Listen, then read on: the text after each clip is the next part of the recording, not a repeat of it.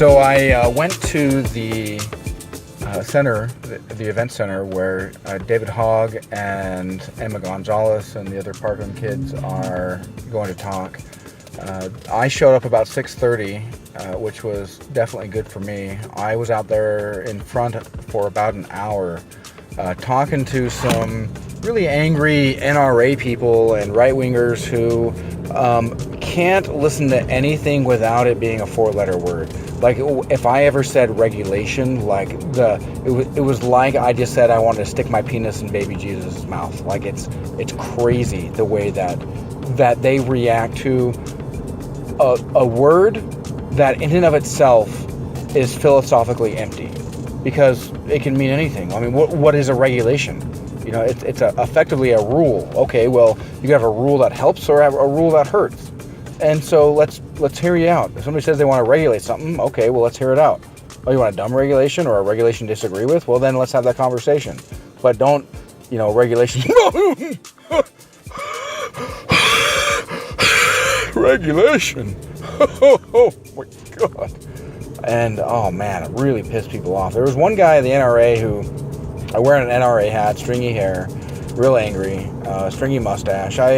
He didn't like the fact that in front of cameras and stuff, I said that I think that that these kids still wake up at night in a cold sweat, hearing the sounds of their friends screaming and as they lay dying.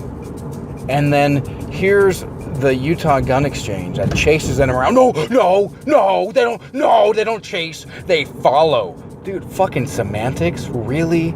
They don't chase, they follow. That was literally his argument. No, just because it's a armored Humvee with a fucking 50 cal on top. Who cares if it's fake or not? Like, that's fucking scary. And these are kids who just saw combat at their school. And that, to me, is like you finding out that I'm an Iraq war veteran and you follow me around with an ISIS flag. That's fucked up. And that's going to trigger some real fucked up, complicated emotions for me. And that's terrible that we are triggering these kids' PTSD, and that we don't treat their PTSD the same, with the same dignity that we treat soldiers' PTSD. That's insane to me. And I get that you disagree with them, and that's fine. And try to reach out to them and have a conversation with them. And if they say, no, we don't want to talk to you, then get out there, protest, and tell them to go eat a dick, because they don't even want to have a conversation. But right now, that's you. If you're the one going out there and you're screaming about no regulation, no matter what it is, I don't care. Yeah, this is my gun. Where does it stop? If you want to get rid of AR-15s, where does it stop?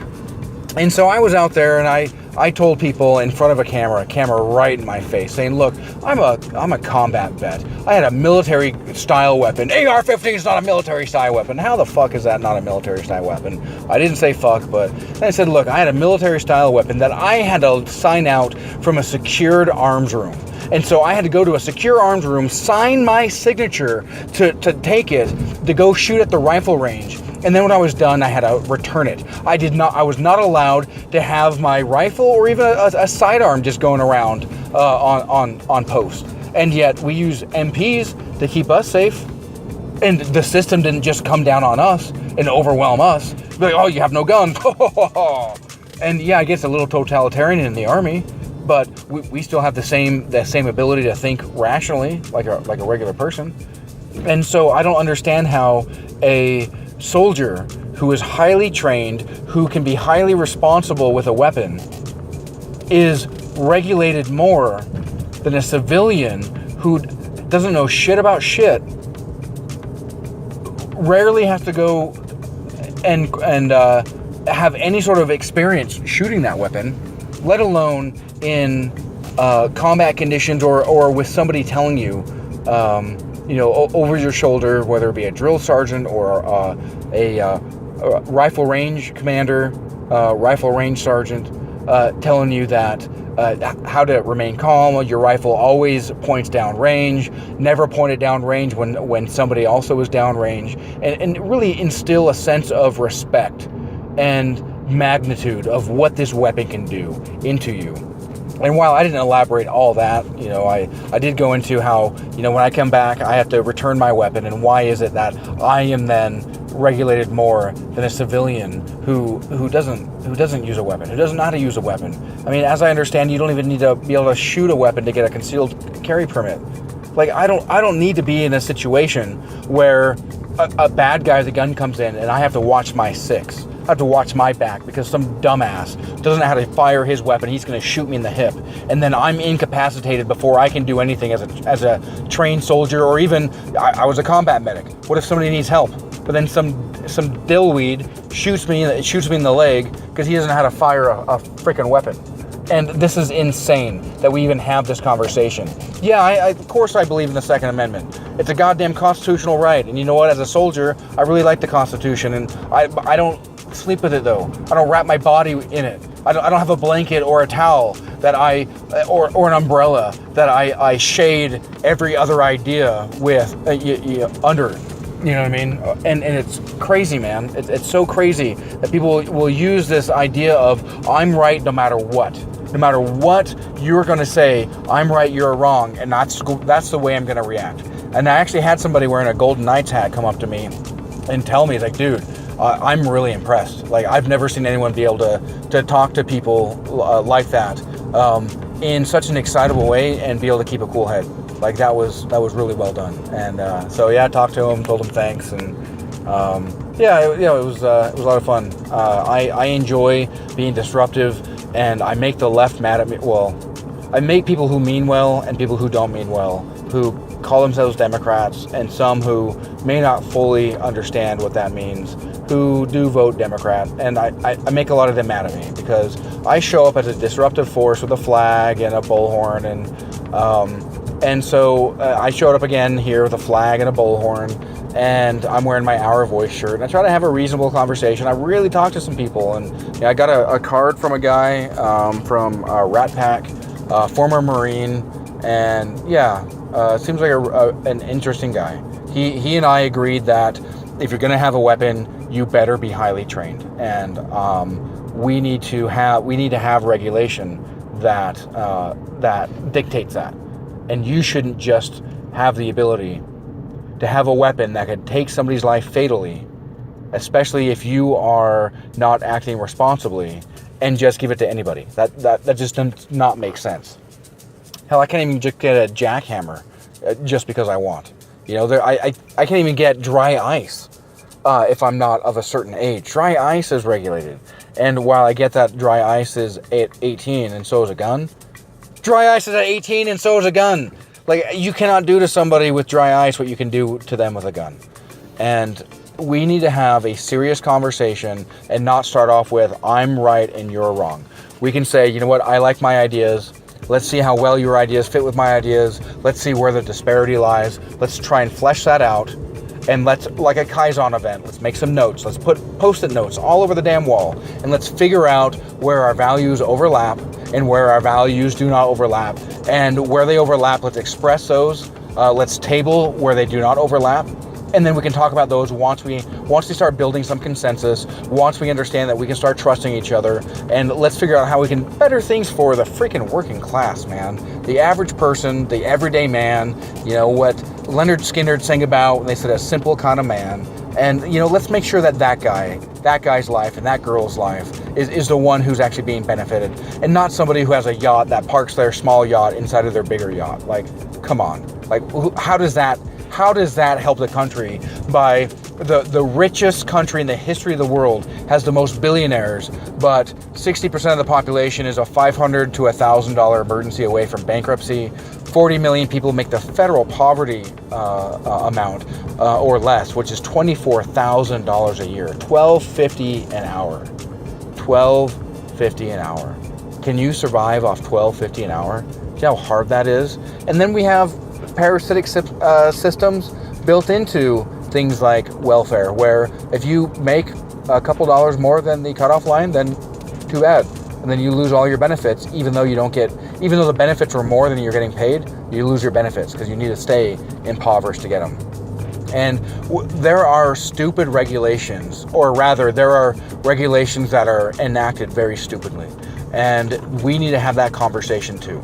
Just because there's a regulation that is part of our current form of law then doesn't necessarily mean that it can't be touched. We can talk about regulation in the same way that, as far as dismantling, in the same way that we should be able to talk about regulation when it comes to implementing. And we need to be able to have an adult conversation, an honest conversation, and not fool ourselves into thinking that no matter what, I know everything there is to know in the world, and I've never left Utah. I asked this guy who was angry at me wearing the NRA hat, and like, I've been to California. Motherfucker, I've been to 46 of the 50 states. I've been to Germany, Kuwait, Iraq, Qatar. I got drunk in a hotel in the UAE. I got drunk in an Irish airport. Been to Mexico. I've lived in Kentucky, stationed there. I've trained in Louisiana, North Carolina, Maryland, Washington State. I've traveled the country as a over-the-road truck driver, as a soldier, and you know what? I've got a decent amount of perspective. Is my perspective the whole perspective? Hell no, not even close. Because there are things where, as a white guy, I'm insulated from, and I just simply cannot understand. And I was talking to these people, and they were talking about how ridiculous it is that there's white privilege. And so I said, you know what? I've actually been a product of white privilege. And then they started listening. I said, well, I was a dumbass when I was 15. I stole beer. I got arrested. I went to youth services. I went to counseling. Then when I went before the judge, my mom said I went to counseling at youth services, and he said, let's call it time served. I said, do you think I would have had that luxury and that opportunity if I was black? And many of them, to their credit, agreed. They didn't really listen to me much further than that, because then they agreed with that point, but then they still wanted to deny white privilege, which is really interesting. And I said, look, just because you had white privilege doesn't mean that it meant that your life was easy. I said, my mom had to dig through garbage to eat when she was a kid. So I definitely understand lower white class struggles. And my mom's not lower white class now because she worked her ass off. She just retired at 70. Worked her ass off to make something of herself because she didn't want her kids to live in poverty too. We were poor for a while, and then she brought us out because she was awesome and because she understands how to better her skill set, and she understands that she can take in outside information to make herself better, make herself more marketable, get a better job, and feed her kids. Not everyone has that opportunity, but if we do, and I benefit from that opportunity, then how about I use that white privilege and use that privilege that I have to help advance conversations? And I had no problem with that. I don't think that my white privilege made my life easy. I had a lot of problems. I had a lot of pitfalls. Many of them were self-induced, yet it still was not easy. But as I just explained, there was definitely some privilege that insulated me from being so far behind the power curve that I couldn't gain past it. I mean, imagine a black kid stealing beer. I mean, this was not the first time. We broke some lights at some apartment complex, which is actually how we got caught. Not even for the beer, but then they figured it out. And some black kid is going to get in trouble far more than I got in trouble. It was scary. I had counseling. I had to sleep overnight at youth services. Boo-hoo. But I didn't go to junior prison. I didn't then become 18 and get tried as an adult, or even say you're 15, you little fuck. You're gonna get tried as an adult because fuck you, because I get money. I get kickbacks from private prison folks who want me to go ahead and put your body in a bed because they make money. Did you know that the private prison industry, effectively what's down south right now, jailing immigrant children, their market response was, or rather the market response to that was, their stock increased by 100%. 100%. That's a market-driven response.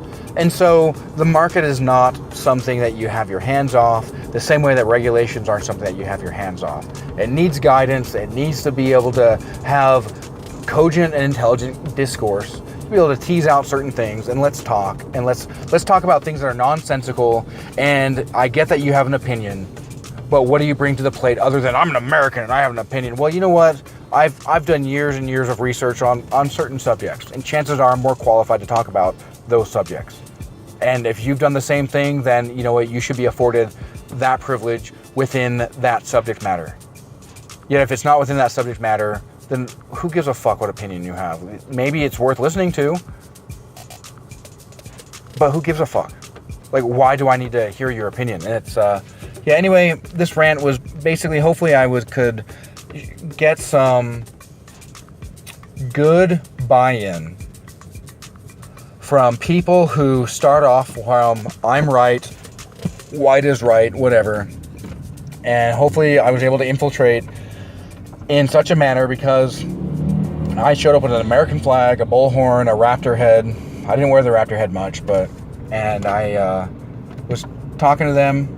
I talked reasonably rationally. I was excited, sure. My voice was raised, sure. I didn't really yell at them. I didn't demean them. But they had some pretty nonsensical, dumb ideas. I asked more questions than I stated. I didn't really make any statements. They kept asking me, well, what's your solution? I was like, look, this isn't something that I can just solve myself with a magic wand. I said, this is something that we need to talk about as far as how do we solve school shootings. And I'm hoping that information, along with, there's no way I wasn't picked up on right-wing media. There's no way. And I did do something that they may have caught, where I talked about their dumb ideas and put on my raptor head and said, I'm a lizard person, basically making fun of Alex Jones.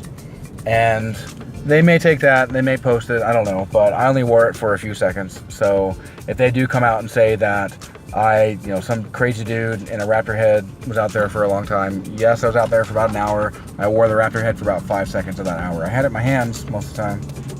But anyway, as always, I love your faces, and thanks for listening.